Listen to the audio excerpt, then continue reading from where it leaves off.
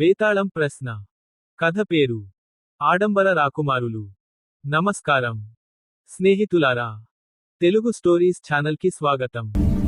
ఈ రోజు మనం బేతాళ కథల ప్రపంచంలోకి అడుగుపెడుతున్నాం. విక్రమార్క రాజు మరియు తెలివైన బేతాళ దెయ్యం కథలు.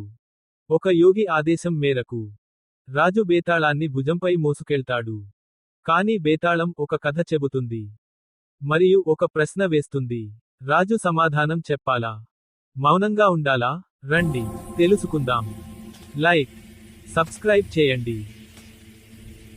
ఒక సంపన్న రాజ్యంలో దాసు అనే పేద కానీ తెలివైన రైతు నివసించేవాడు. ఒక రోజు తన చిన్న పొలంలో దున్నుతుండగా ఒక పిట్ట గుడ్డంత వజ్రం దొరికింది. దాస్ ఆనందంతో, ఈ వజ్రం నన్ను కోటీశ్వరుణ్ణి చేస్తుంది అనుకున్నాడు. కాని దొంగలు లేదా రాజు దానిని లాక్కోకుండా ఎలా విక్రయించాలి? అతను దానిని రాజుకు బహుమతిగా ఇచ్చి బహుమానం పొందాలని నిర్ణయించాడు. దాస్ వజ్రాన్ని శుభ్రం చేసి పట్టు వస్త్రంలో చుట్టి రాజభవనానికి వెళ్ళాడు. రాజు దాసు నీతియుక్తతకు మెచ్చి అతనికి 100 బంగారు నాణేలు, సారవంతమైన భూమి మరియు గౌరవ బిరుదు బహుమతిగా ఇచ్చాడు. వజ్రం వార్త వడివడిగా వ్యాపించి రాజు యొక్క 3 కుమారుల చెవులకు చేరింది. 3 రాకుమారులు. పెద్ద రాకుమారుడు గర్విష్ఠుడు మరియు లోభి. తండ్రి చాలా స్వల్పంగా ఇచ్చాడు. ఆ రైతుకేమో ఒక రాయికి భూమి, బంగారం ఇచ్చిండు. నాకు ఎక్కువ కావాలి అన్నాడు. మధ్యమ రాకుమారుడు నవ్వుతూ, అన్నయ్య, మొత్తం ఖజానానే డిమాండ్ చేద్దాం అన్నాడు. చిన్నవాడు అత్యంత కుయుక్తిగలవాడు. ఎందుకు ఆగాలి? రైతుని దొంగగా చిత్రీకరిద్దాం. అతని సంపద అంతా లాక్కుందాం అన్నాడు.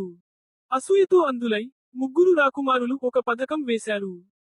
వారు దాస్ను రాజభవనంలో విందుకు ఆహ్వానించి గౌరవిస్తున్నట్లు నటించారు.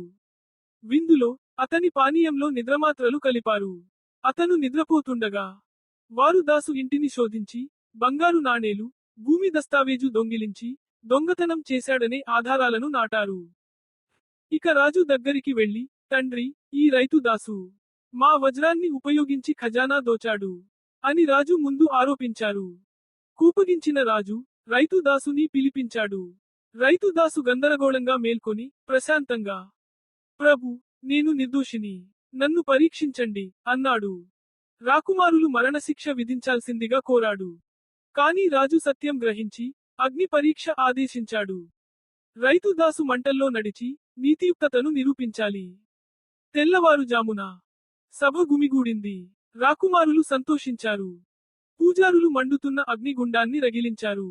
దాస్ ముందుకు నడిచి కళ్ళు మూసుకొని దేవునికి ప్రార్థించాడు. అద్భుతంగా చల్లని గాలులు అతని చుట్టూ తిరిగాయి. మంటలు నీరులా విడిపోయాయి.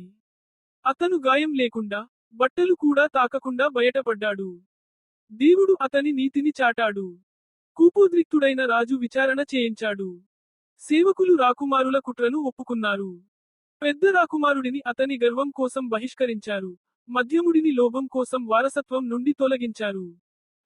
చిన్నవాడిని మోసం కోసం జైలులో వేశారు. హరిదాస్కు రెట్టింపు బహుమతులు, గొప్ప భవనం, అపారమైన పొలాలు ఇవ్వబడ్డాయి. అతను రాజ సలహాదారుడై నీతియే నిజమైన సంపద అని బోధించాడు. బేతాళం. రాజు భుజంపై నవ్వుతూ, ఓ విక్రమార్క, 3 రాకుమారులలో ఎవరు అత్యంత మూర్ఖుడు అని అడిగింది. విక్రమార్కుడు ఆలోచించాడు. పెద్దవాడు గర్వంతో మూర్ఖుడు, మధ్యముడు లోభంతో అజ్ఞాని, కాని చిన్నవాడు అతని కుయుక్తి సోదర బంధాన్ని విషపూరితం చేసింది. చిన్నవాడు అని రాజు అన్నాడు. కాని ఆ మాటలు వెలువడగానే బేతాళం ఆనందంతో అరిచి రాజు భుజం నుండి జారిపోయి చెట్టుకు తిరిగి ఎగిరింది.